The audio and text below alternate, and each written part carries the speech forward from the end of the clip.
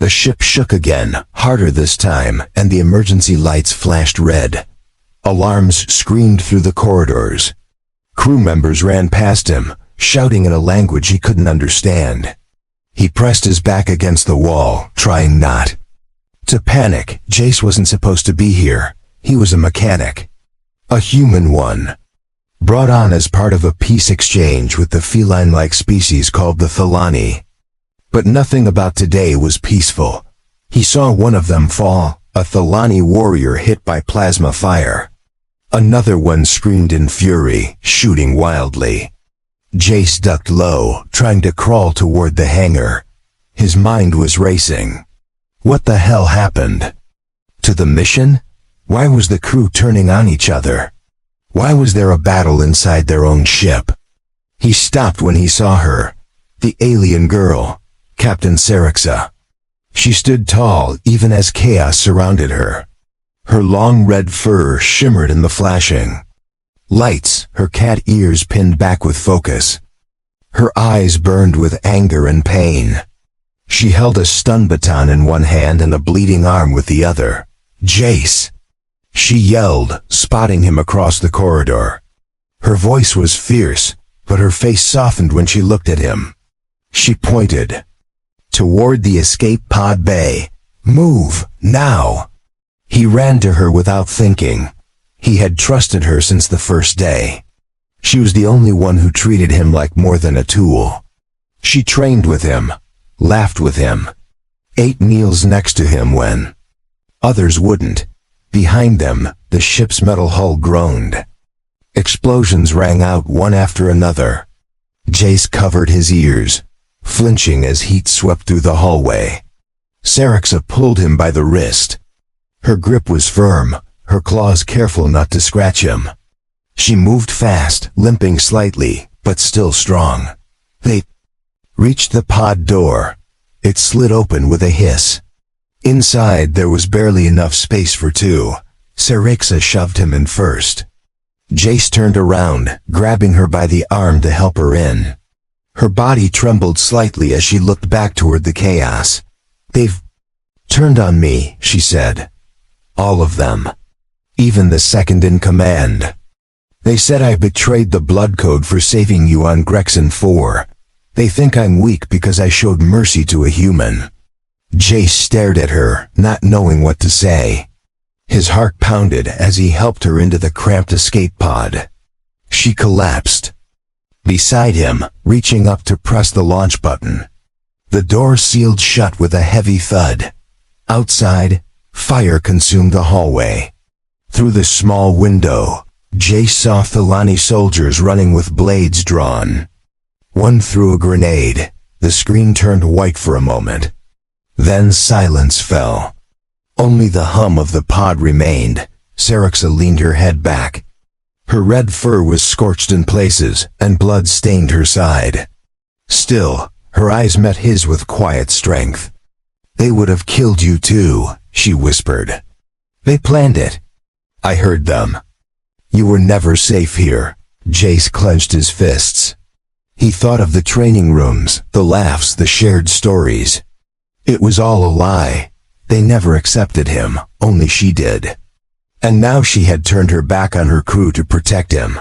He reached for the med kit in the wall compartment. She stopped him gently. "Later," she said. "Right now, we need to survive the landing. I set the pod to orbit a nearby moon. We'll have to hide for a while." The pod rattled as it entered atmosphere. G-forces pushed them down. Jace braced her body with his arm, shielding her head as the pod bounced and shook. Fire streaked across the window, and the metal creaked around them. Finally, a crash. The pod hit solid ground, skidding through dirt and rock. The impact knocked the wind from his chest. He coughed, blinking against the sparks. The floor was tilted, but the pod stayed intact. He looked over at her. She was unconscious, breathing shallowly. Her chest rose and fell under the red bear fur she wore like armor. Jace touched her hand carefully. It was warm. Still alive. Still fighting. Then he heard voices outside. Not Thelani. Not human either. Something else. He grabbed the emergency beacon and powered it down. No signals, no light. He dragged Serixa deeper into the pod's shadows and grabbed the pulse pistol from her belt. He wasn't a fighter. But if they came for her, he wouldn't run. Not now. She had saved him, betrayed her people to save him. Now it was his turn. Asterisk. The air inside the pod was heavy and warm. Dust floated through the cracks in the sealed door. Jace listened carefully, trying to figure out what kind of creatures were outside. The voices were low, clicking and echoing with strange tones. He crouched beside Serixa. She was still unconscious. Her breathing was better now, but she hadn't opened her eyes since the crash. Her long red fur was matted with dried blood. Jace kept checking her pulse every few minutes. He didn't know Thelani biology well, but she was alive. The pod systems were running on backup power. The lights were dim. The navigation panel was cracked. He could see the terrain through the outer window, rocky ground, twisted trees, and distant mountains under a red sky. This wasn't the moon she had mentioned. Something went wrong during descent. Maybe the damage from the ship, or the interference from the explosion. Either way, they were on an unknown planet. And whoever was outside wasn't friendly. A scraping noise made him turn fast. A shadow moved across the window. Jace held his breath. He kept the pulse pistol steady, even though his hands were shaking. The sound passed, then faded away. Whoever it was, they didn't try to force the pod open. He reached into the supplies and pulled out a canister of water. He opened Serixa's mouth and let a few drops slide in. Her lips twitched slightly. Her tail shifted.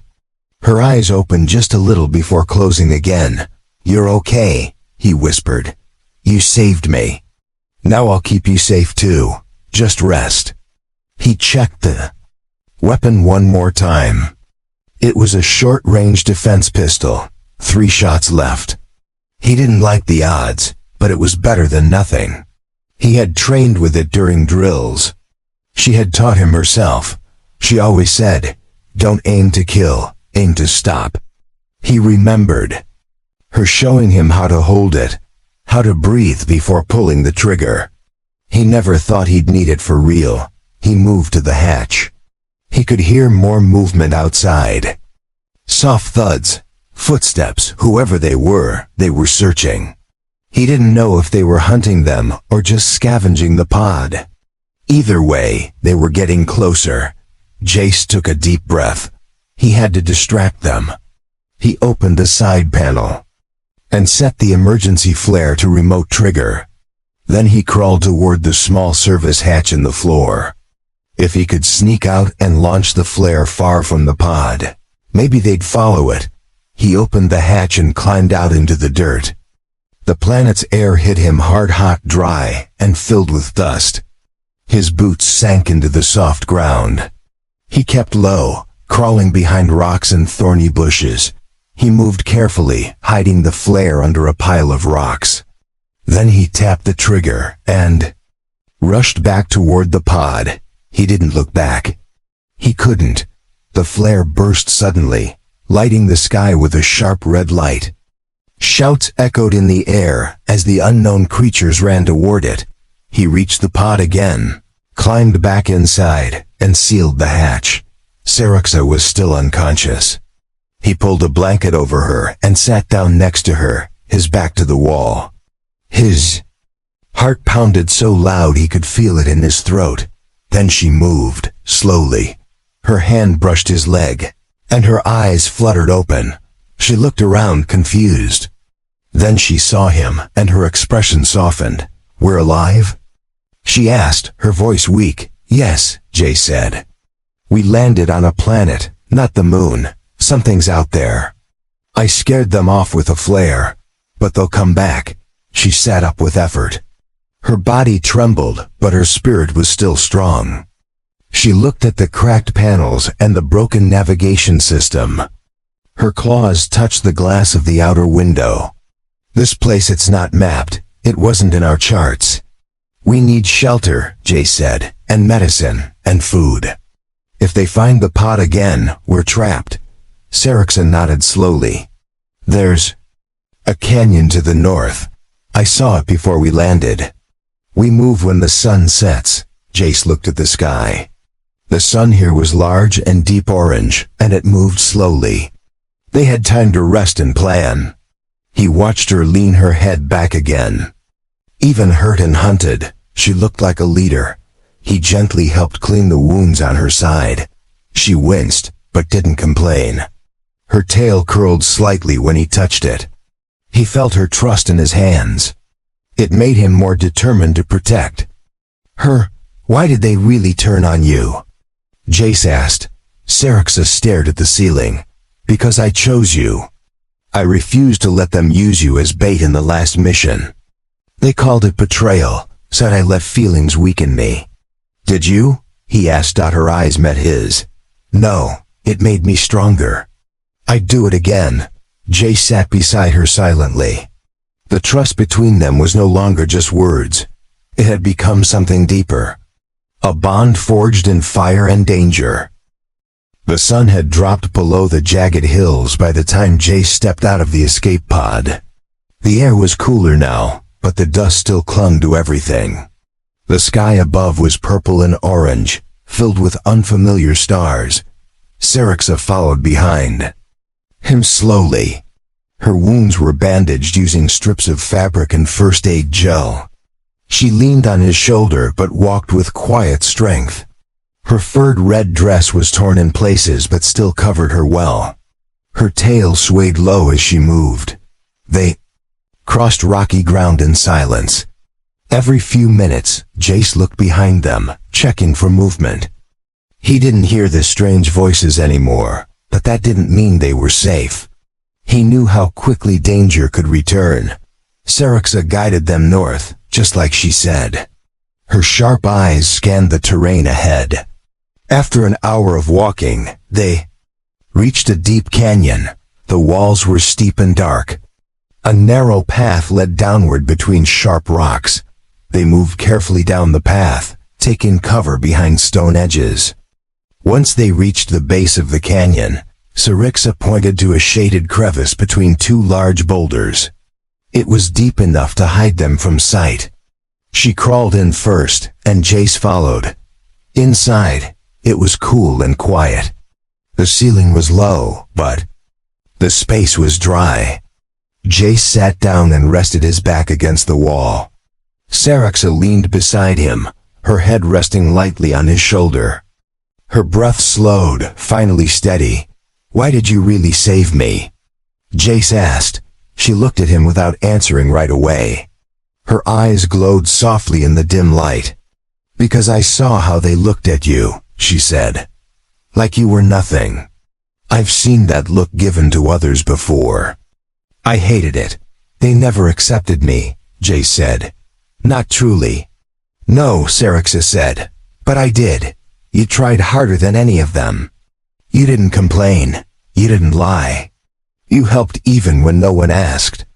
Jace felt heat in his chest. He had never heard anyone speak of him like that. Not on Earth, not on this ship, not until her. He turned to her. "And now they want you dead because of it." "I don't care what they want anymore," she said. "They are no longer my crew. They followed tradition over truth. I won't be ruled by that." She sat up, rubbing her sore arm. Her claws clicked gently on the stone wall as she thought. "We must find a signal tower," she said. "This world may still have some working tech buried beneath it. Many old battlefields were hidden after the war." Jace nodded. "If we can send a message, someone might rescue us. Or hunt us," she said. "But it's a risk we have to take." They slept in shifts that night. Jace took the first watch. He sat at the entrance of the crevice, pulse pistol in hand. He listened to the night sounds, soft wind, shifting rocks, a distant howl from something far away. When it was her turn to watch, she let him sleep without worry. She had wrapped herself in the blanket, but her hand stayed close to her belt. She was a warrior, even now. But next to him, she looked peaceful. By morning, they had eaten from the pod's rations. Dry bars and water packs were all they had. Serixa stretched her limbs and stood up slowly. "We keep moving," she said. "The nearest ridge might give us a signal." They climbed out of the canyon and moved uphill. The climb was hard. The rocks were loose, and the sun burned hotter than before. Jace wiped sweat from his face, helping Serixa when the path became steep. At the top of the ridge, they stopped. There was a broken metal structure nearby, half buried in the ground.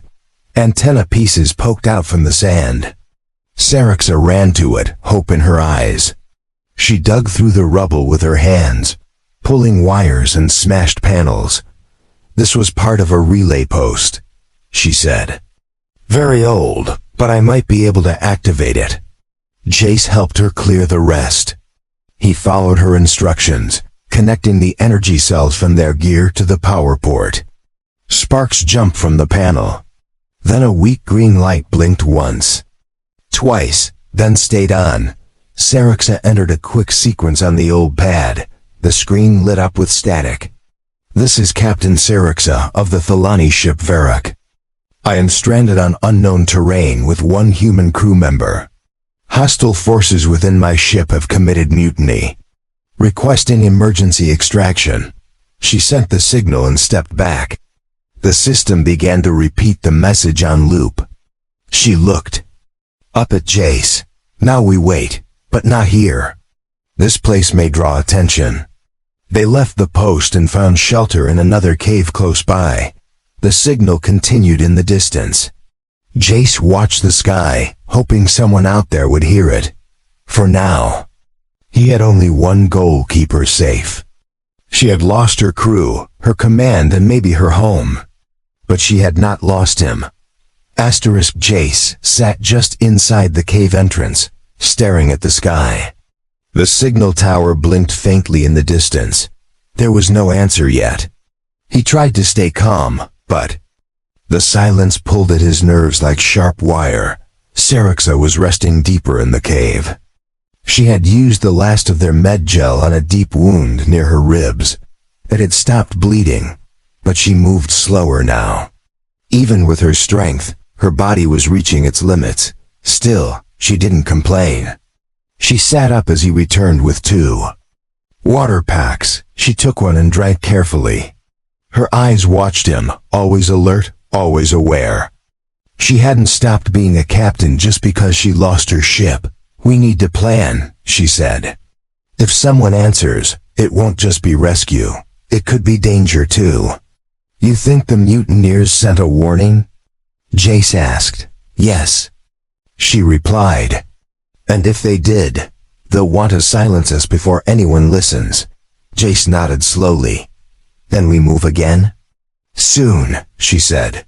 "We stay here one more night. Then we head west. There's a dead city marked on old records. It may have shelter and equipment." He stared at her for a moment. She looked tired, but determined. The fire in her never faded. Not when her crew turned on her. Not when her body was broken. Not even now, stranded on a hostile world.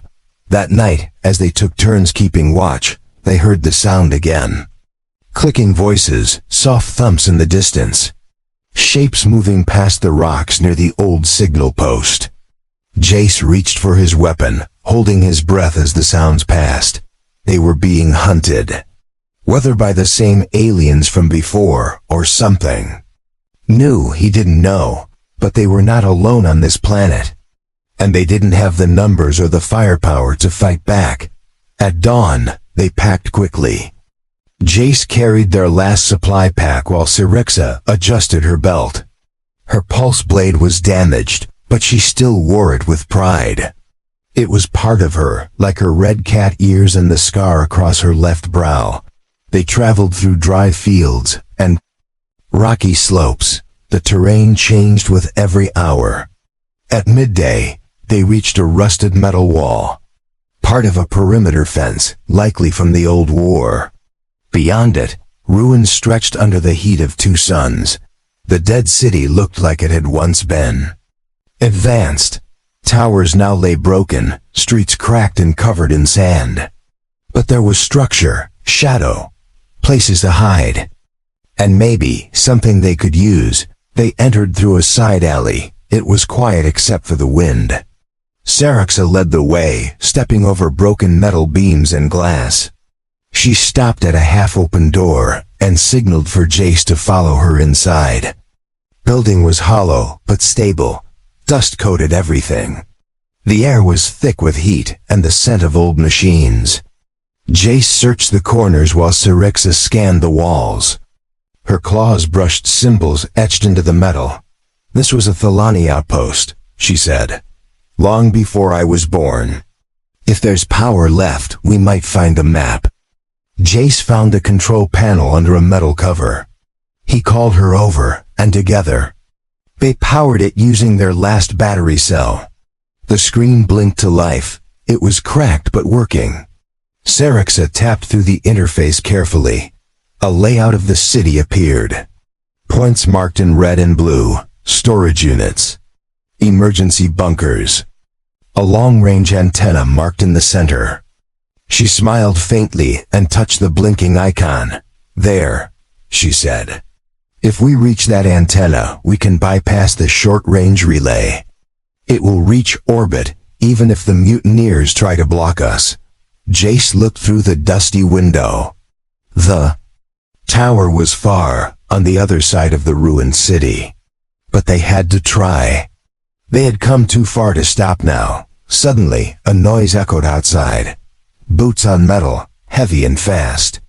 Jace grabbed his pistol and pulled Sarixa back into the shadow. Through the cracks in the wall, he saw them. Not aliens.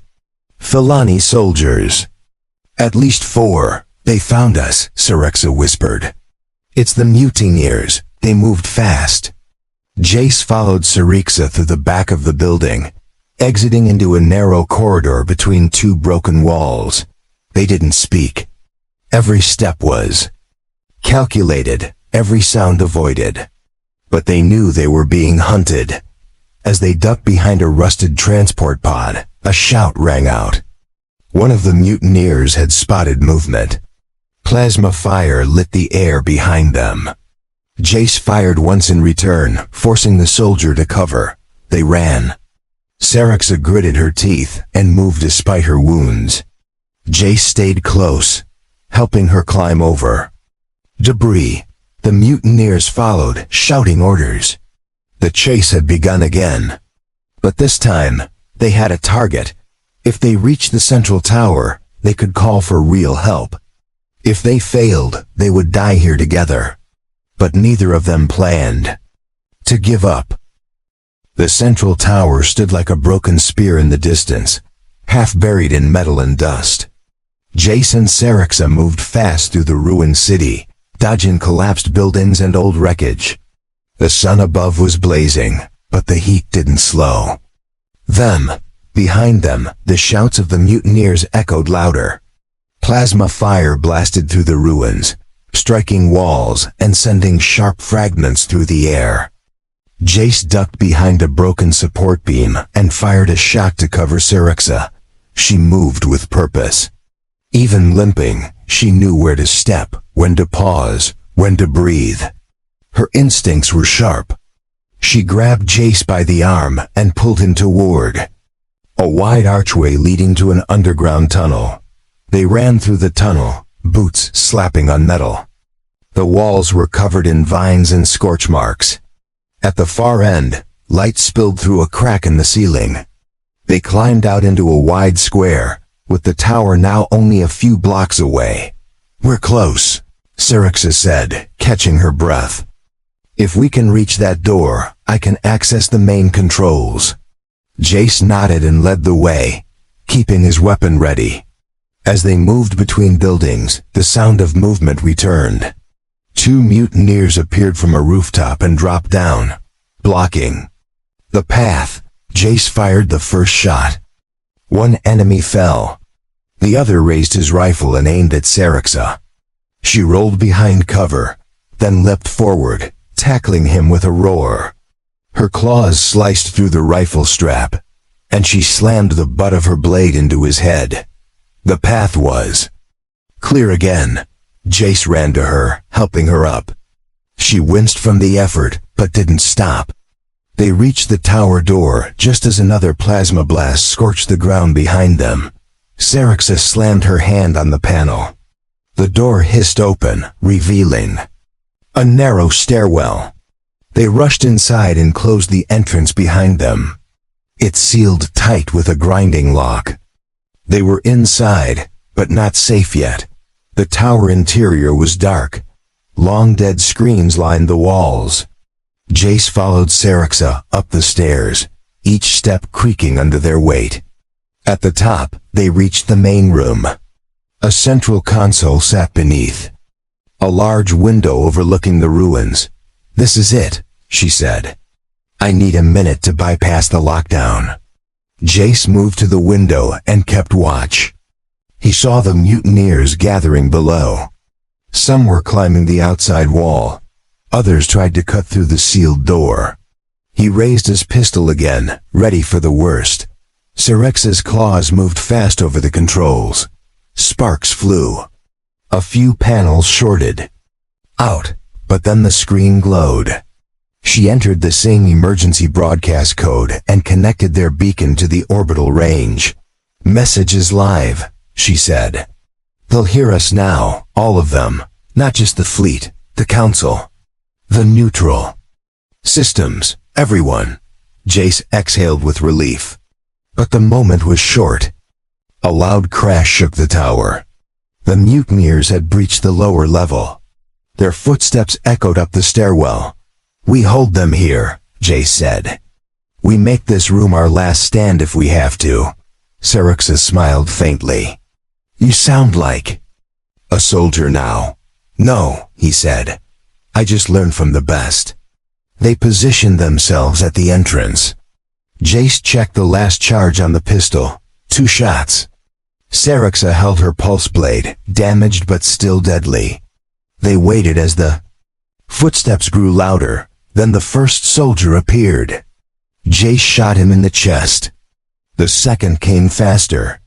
Sarixa met him head-on, slamming him into the wall. More came after that. The room became a storm of flashing light and angry shouts.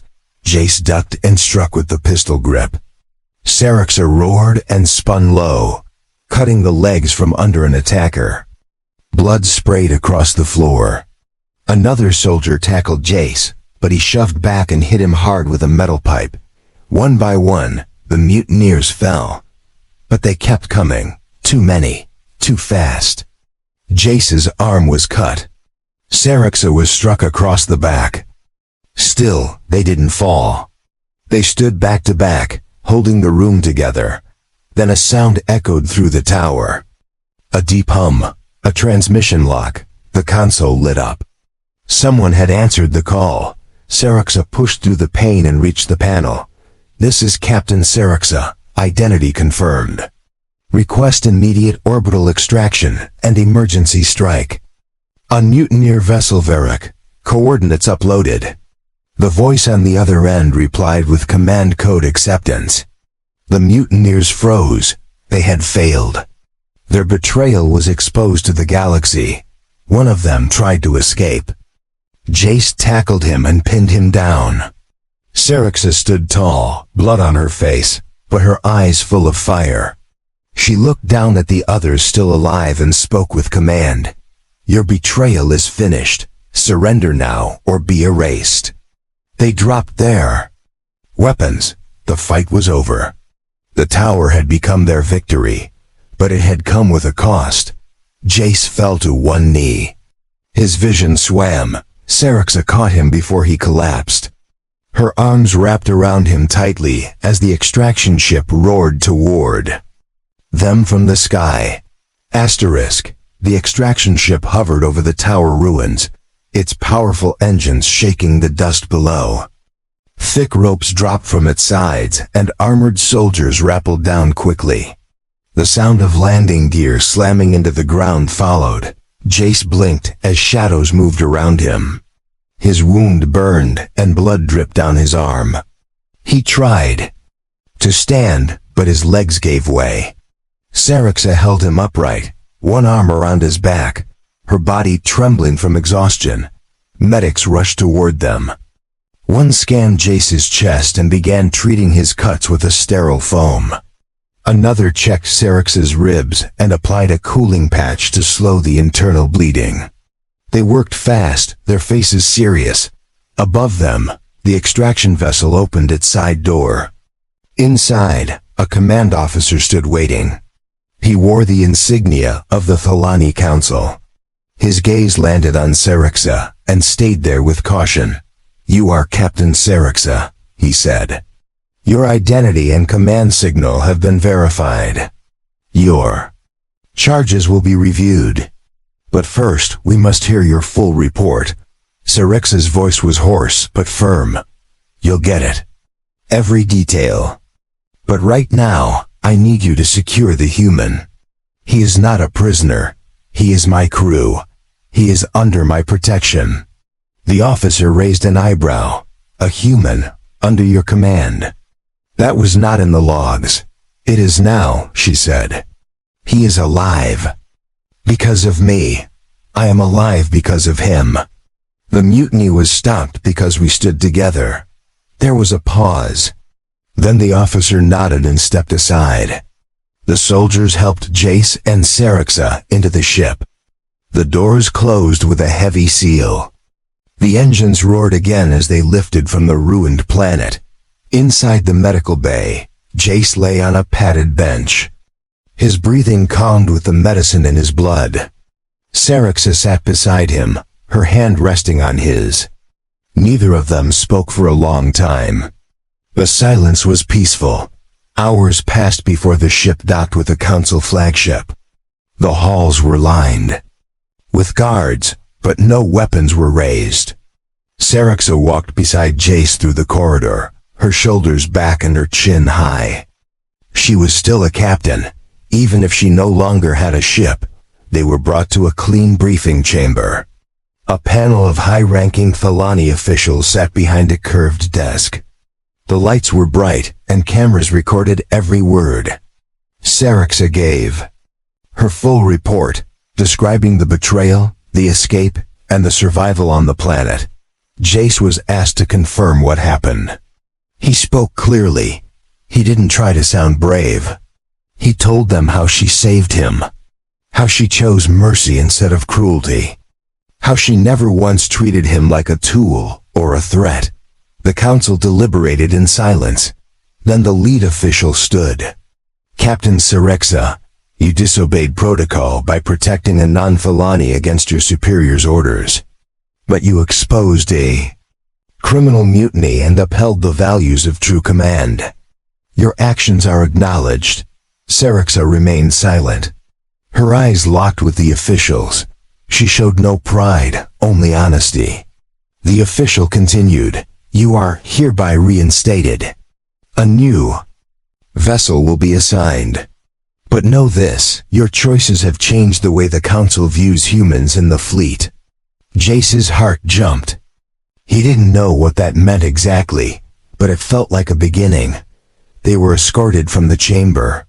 Outside, the officer saluted Syrixa as she passed. Jace followed close, still unsure of what the future held.